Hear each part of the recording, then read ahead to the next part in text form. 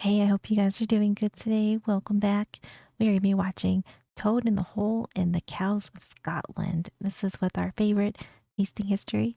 I have absolutely no idea what this is, so I'm excited for it. It did catch my eye when I saw the thumbnail of it. Like I had no idea what I was looking at, so I thought this would be a good one. If you do get a chance, I'd appreciate if you could leave a like and subscribe. It helps me out a bunch.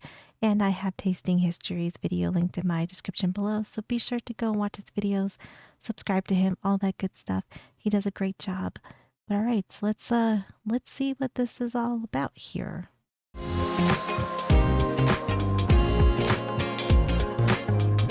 Don't you just love the weird names of British foods? Bubbling Squeak, Rumbledy Thumps, and of course, Toad in the Hole. And I have absolutely no idea what any of these are. If you know what any of these are, please let me know. I am interested in knowing what exactly these are. And what is the creature behind us in this video? Also, please let me know. Because it is really cute. I really like that one. And that is what we're making today. A 19th century Scottish recipe for Toad in the Hole. So thank you to Crowd Cow for sponsoring this video as we look at the history of the toad, which in this case is actually Scottish beef. Scottish beef. Okay, got it. This time on Tasting History.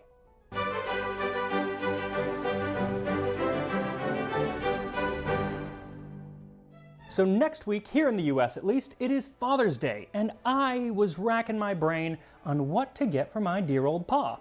He already has more Hawaiian shirts than you can shake a stick at, so I was kind of at a loss. And then it hit me harder than Robert the Bruce hit back at the Battle of Bannockburn. I could make a video dedicated to him for Father's Day, based on our Scottish heritage, something Oh, that's kind of sweet. I like this idea. That's very nice. to him for Father's Day, based on our Scottish heritage, something that we both really enjoy. So that's what this is. But first, our recipe. So this comes from the cookery book of Lady Clark of Tilliprony and is for the vague toad in a hole rather than the more specific toad in the hole. But it's basically the same. Toad in a hole. Mix a good batter of 2 or 3 eggs, some sifted flour, milk, and a little salt. Put some of the batter into a pie dish, lay a tender rump steak on it, well seasoned, and then pour in the rest of the batter. Bake it to a nice color, taking care it does not burn. Is this kind of like a quiche, maybe? That's kind of what it sounds like. It sounds good. It really does.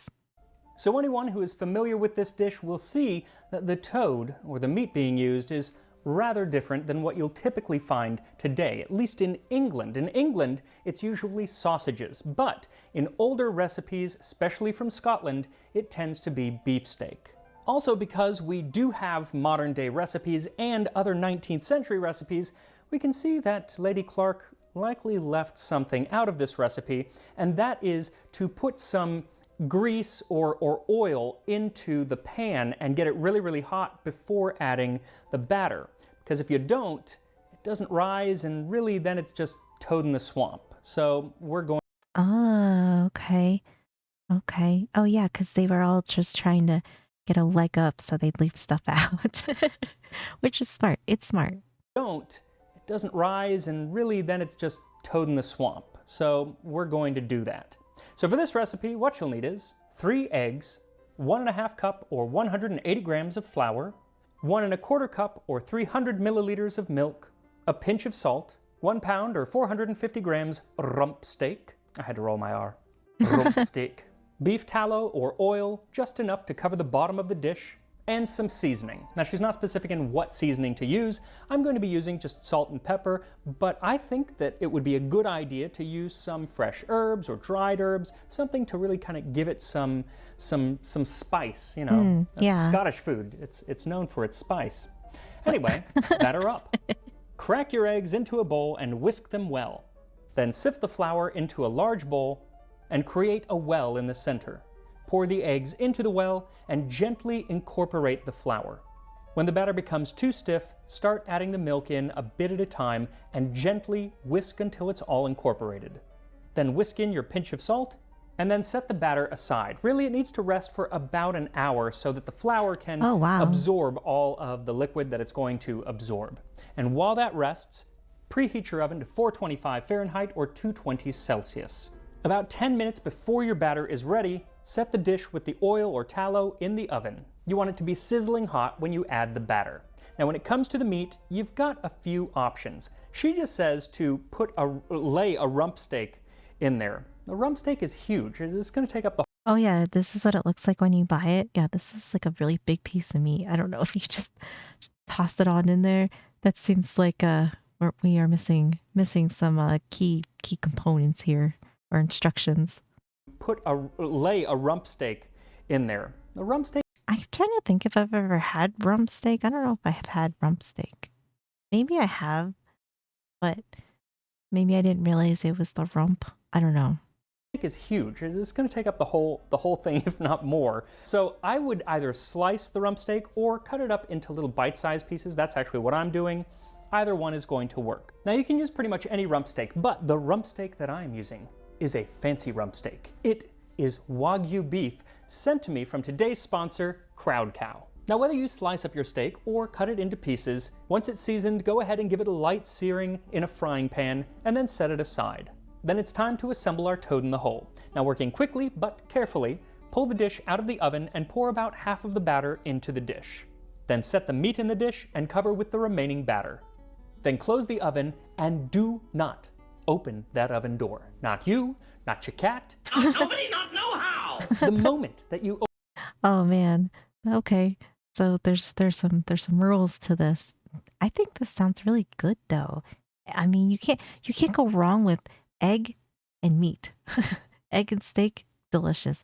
Egg and sausage, delicious. Eggs and bacon, delicious. So I am digging this recipe here. oven door. Not you, not your cat. Not nobody, not know how. The moment that you open that oven, it will start to deflate. And nobody wants a deflated toad in the hole. Oh, It's okay. not that common. It doesn't happen to every guy, and it is a big deal. Now, as I said, this episode is dedicated to my dad, who is quite proud of our Scottish heritage. And that is not going to be the last of my bad Scottish accent, so buckle up, buckaroos. Now, we hail from the Maxwell clan, which is why I am wearing the Maxwell tartan apron that my dad actually got me. Now I'm realizing that I'm actually wearing two tartans, and that's a little tacky, but you know what? That's okay. He's on theme. That's okay. When you're doing theme stuff like this, it's fine. It's fine. Apron is adorable. That's really sweet of his dad. Got me. Now I'm realizing that I'm actually wearing two tartans, and that's a little tacky, but you know what? It is what it is. Also, Maxwell is where I get my name, Maxwell, though my brother says that it's from Maxwell House Coffee, which, although that actually might be true in a way, I refuse to accept that narrative, though he did somewhat redeem himself last Christmas when he bought me a 1 square foot lairdship in Scotland, making me wow. Laird Maxwell. I like that. Now, I'm not going to go into the Maxwell clan history, though it is rather interesting, but my ancestors do play a bit of a role in the history that we are discussing today. That's cool. The Scots love cows, always have. From the adorably woolly Highland cattle to the Aberdeen Angus, which is now found all over the world. Now, the obvious reason to love cows is because they're cute. Look at him. They are adorable. I really want a Highland cow. I want goats and I want a Highland cow. But they're also useful as beasts of burden and sources of milk, cheese, leather, and meat. And in Scotland, one thing that made them so special was that they could walk. In medieval Scotland, cattle were a great source of movable wealth, and that is where my ancestors come in, because it turns out the Maxwell clan were quite the cattle raiders, border raiders, actually, so it was mostly the English they were raiding, hence, instead of shameful, it's a badge of honor. But Scotland was infamous for cattle raids not only across the English border, but also within feuding clans, like in the infamous raids of Urquhart. In the aftermath of the Battle of the Shirts in 1544, the Cameron clan doubled down on their victory by raiding Clan Grant's castle and taking 100 cows, 100 calves, 40 young cows, wow. and a bunch of other livestock. They made out like bandits. Holy. They came out with so much. Damn. 100 Get it. cows, 100 calves, 40 young cows, and a bunch of other livestock. But being on the border with England, the Maxwells preferred to take their cattle from the south and were known as reivers. I've always thought that like the people in Game of Thrones who are always kind of coming over the wall from the north, that's what they're based on. My family. Now the raids were mostly carried I mean, I feel like that's kind of cool though. It's probably like I bet it was so like chaotic then with everything. Just I mean with everything. Just people trying to survive and live and just so much history and stuff like that going on. But I think that that's actually like kind of like a cool little tidbit to have about your ancestry. from the north, that's what they're based on. My family. Now the raids were mostly carried out during the early winter months when the cattle were at their most plump. Who drew this cow? Now the raids were mostly carried out during the early Who drew this cow? Oh my goodness. This is a chonker. A big old chonker. I like it. winter months when the cattle were at their most plump, and then the Maxwells would skedaddle right across the border back to Castle Carlaverock. In a poem called The Raver's Wedding by Sir Walter Scott, he talks of the cows that the Ravers had taken and how they added to the wedding feast. And loud in Harden Tower, the quaich gaed round wi' mickle glee, for the English beef was brought in bower, and the English ale flowed merrily. Oh, that's like a nice poem. Some of these words I don't really know what they mean though. This sounds very, very fancy though. Sounds very eloquent. Later writers like Will H. Ogilvy romanticized the Ravers, but in actuality, they, like the cattle that they had been stealing, were domesticated some centuries earlier. By the 17th century, most Scots focused more on raising cattle than stealing them. By the late 1600s, cattle drivers could take thousands of cattle down drovers' roads all the way from the Highlands, through Scotland, and into the market towns of northern England with relatively little fear of being attacked. I love all this art he's showing. It's really pretty. It's really cool. I love seeing art from different time periods and everything. I don't know. I find it very fascinating. I really enjoy it. It makes me really appreciate art, I guess, and just how talented people were. It's crazy. Relatively. And this lasted until 1906 when the last big drove happened. After that, pretty much all of the railroads had replaced the drovers' roads. They took our jobs! Now, just like cattle ranchers everywhere, keeping your cattle safe was a full-time job. And even after rival clans and border ravers were no longer a major concern, there was a far more sinister enemy of the cow lurking in the green pastures of Scotland. Elves. Mentioned Elves? What? I was not expecting that. What did these elves do? Who were they? in the green pastures of Scotland. Elves. Mentioned as far back as the leechdoms or the medical texts of Anglo-Saxon Britain, elfshot was the scourge of British cattle. And what is elfshot, you may ask? Well, they're invisible arrows shot by elves, of course, and Oh, of course, naturally. I don't know how I didn't know that. shot, you may ask? Well, they're invisible arrows shot by elves, of course, and sometimes fairies, though those were called Sayachiha, or fairy arrows. Oh, okay. In 1867, a Mr. Hugh Morrison claimed to have seen a cow who had been murdered by fairies. When it was pointed out to him that the cow had likely just fallen in such a way that its horn had gotten stuck in the ground and that it had starved to death, Mr. Morrison said no. that is exactly how a cow falls when it has been shot by a fairy arrow. This is a very elaborate story. I'm not hating on it, but this is it's kind of funny hearing these stories. Cow falls when it has been I shot love it. by a fairy arrow. And in Sus. 1884, a farmer claimed, "I've gotten an ill job this morning in the death of a fine stirk by elfshot." When asked if it could have been due to illness, he said, "That couldn't be. My neighbour and me opened up the breast, and there was a hole through his heart." It's hard to argue with that. Hard to argue with that, that's true. But at the same time, it does sound a little crazy. That's a little crazy. Now, while it's kind of silly and seems like something to be laughed at, The Scottish belief in fairy arrows and elfshot had some real non-bovine victims. In 1662, Isabel Gowdy was tried for witchcraft, and supposedly, without torture, she confessed to cavorting with the king and queen of the fairies, and her confession has a detailed explanation of how they made elfshot. We sprang Oh man, it's, we're going back to burning witches.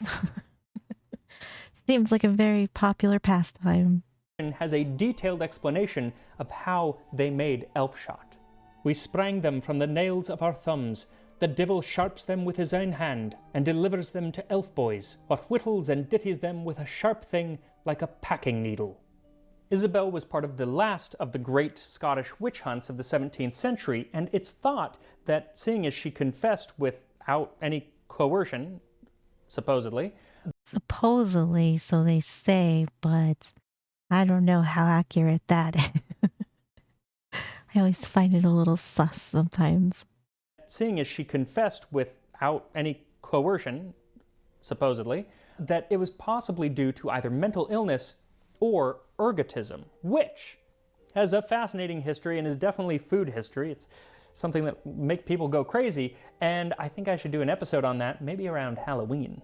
Yeah. Also, how messed up is this? Isabel Gowdy was put on trial for witchcraft, partly for making elfshot. But in 1607, Barbara Patterson of Newbattle, Scotland, was also put on trial for witchcraft for trying to cure elfshot. But she did it with Oh, so we're just burning them left and right, good or bad. Sounds about right. for witchcraft for trying to cure elfshot. But she did it with a charm. I charm thee for arrow shot, for door shot, for wando shot, for eye shot, for tongue shot, for her shot and the maist, in the name of the Father, the Son, and the Holy Ghost. You're damned if you do, and you're damned if you don't. For real. Yeah, she was just trying to help, and I guess in her witchy kind of way. But it's not like she was a good witch, but I guess a witch is a witch back then, right? I mean, they kind of got a little burn happy. Women just could not catch a break back then. But perhaps most insidious of all is instead of murdering these bovine by their own hand, these elves and fairies would force humans to do their dirty work for them, like in the Highland story of Black Donald. While ploughing a strip of land on the Isle of Tiree, he was swept up by a horde of fairies and flown over the Isle of Skye. When he returned, he explained to people what had happened. He confessed that he regretted nothing of his experience except that, at the bidding of the fairy throng, he had dropped from the eddy an arrow that killed on the Isle of Skye a speckled cow. And from that day until his death, the folks of Tiree knew Donald by no other name than Black Donald of the fairy throng. What a name, though. I mean, it's a kind of cool name in retrospect. No other name than Black Donald of the fairy throng. I love all these stories, though. I think I like hearing kind of like folklore like this. I find it really entertaining and it kind of cool. It's kind of cool. Heartbreaking. Now, the thing about when an animal died of elfshot or a fairy arrow is that it never left a mark on the outside of the beast. Go figure. Instead, the symptoms tended along the line of bad milk, or they stop giving milk altogether, or lethargy, loss of appetite, or they start having seizures. And if caught before actually killing the animal, there were remedies to the elfshot. Amulets hung about the cow's neck, or pages of the Bible waved over her back while she's made to sniff tar to induce coughing. Cold water poured in her ear, or one of my favorite Scottish remedies, which is sure to work, where the wise man boils in a clean pan a pound of gunpowder and a crooked sixpence. This What? I don't, boiling gunpowder. Oh, God. Oh, my goodness. is placed before the cow. She is made to drink the mixture. The gunpowder immediately blows the elf arrow out through the hole, and the sixpence, fitting on the heart, covers the wound made by the stone. I don't think that's how that works. Oh, my goodness.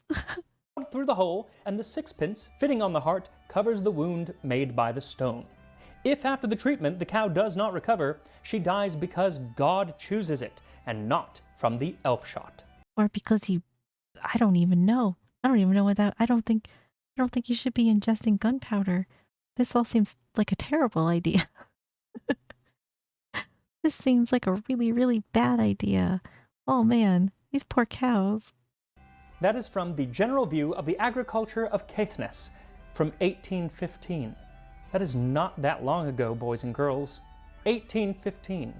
That's just true. That really isn't. I mean, it really isn't that long ago. Oh man. What a wild remedy to try. Oh gosh. We have come so far so fast. True. Though while That is many true. believed in elfshot and their cures, there are some scholars who believe that the earlier mentions from like the Anglo-Saxon era are more metaphorical and tended to just kind of explain things like heart attacks and strokes, things that would kill people where there was no obvious reason. Oh, like just like natural causes type deal. Of why they died. But since in those books they also mention things like hags and witches and stuff, I'm not sure that I can give them too much credit. True. What is the difference between a hag and a witch? I kind of thought they were like synonymous, but maybe not. Or I mean, like I guess nowadays hags are just anybody over 25 or something, which makes me like the crypt keeper. But I actually don't know what, as far as like back then was, what's the difference between a hag and a witch? I'm not sure that I can give them too much credit for not being at least somewhat superstitious. That's okay. That is But whether okay. protecting them from elves or border ravers, cattle have always been a precious commodity in Scotland. And so it's no wonder that Lady Clark chose the Caledonian cow as the feature of her Toad in the Hole. Soon to be my Toad in the Hole. So Yeah. at 30 minutes and not a moment sooner, unless it's burning and then a moment sooner, take the dish out of the oven and serve immediately. And here we are, Toad. I think this looks good. It looks delicious. I would eat this 100%. Take the dish out of the oven and serve immediately. And here we are, Toad in a Hole. The outside looks nice and crispy, and the inside looks kind of gooey but done. Honestly, the only thing that could make this better is a nice glass of scotch. Well, there you go. It's a Father's Day miracle. Let's do this thing. Oh. I bet it's good. That's actually really good.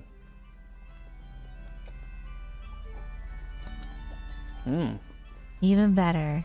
I usually don't drink scotch with things, but it actually worked with this. The meat is excellent. The dough is wonderful. It's soft and a little bit crispy, and yet maybe a little stodgy as well. But I actually don't mind it because the flavor is really, really nice. I'm going to try some of just the crispy bit here.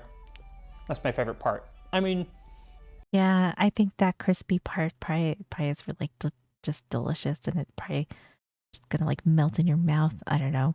Everything about this sounds good. the crispy bit here. That's my favorite part. I mean, it's Yorkshire pudding. What's not to like? I honestly think that, either doing it like this or with the sausages, either way is going to work, but do get a good meat because you do get a lot of the meat. It's not actually covered up with anything. That said, modern times, and actually probably in the 19th century, she just didn't include it, this dish is usually served with gravy. And a gravy would be really nice right now. I know. Oh man, yeah, put some gravy on it. Oh, I bet it's yeah. Yep. It'll take it up a notch. Hell yeah. Gordon Ramsay has a really good onion gravy recipe that he puts on his Toad in the Hole. So maybe I'll give that a shot. But essentially, Lady Clark's dish it's like a 19th century version of, I don't know, pigs in a blanket. That's kind of what it tastes like, but with good steak instead of hot dogs. It looks good. It looks delicious. It sounds good. I don't know what else would make it bad, It's eggs and meat. Always good. So a happy Father's Day to my dad and all of the fathers out there, and make sure to click on the link in the description, crowdcow.com/tastinghistory for $15 off your first order, and I will see you next time on Tasting History. Happy Father's Day. I thought this was great. It kind of reminds me of the breakfast bakes where you do like sausage, egg, and cheese and you let it sit overnight in the fridge and then you pop it in the oven in the morning. It's usually like a Christmas thing. Sometimes I do like French toast with it, but that's what it kind of reminds me of, but it looks good. It looks delicious. I would totally eat this. Let me know if you guys eat this. I'm curious because I've never heard of this. So if you make this or if you eat this or if you have memories of eating it, let me know. Let me know. Great video. Thank you so much for hanging out with me. I really appreciate you guys being here.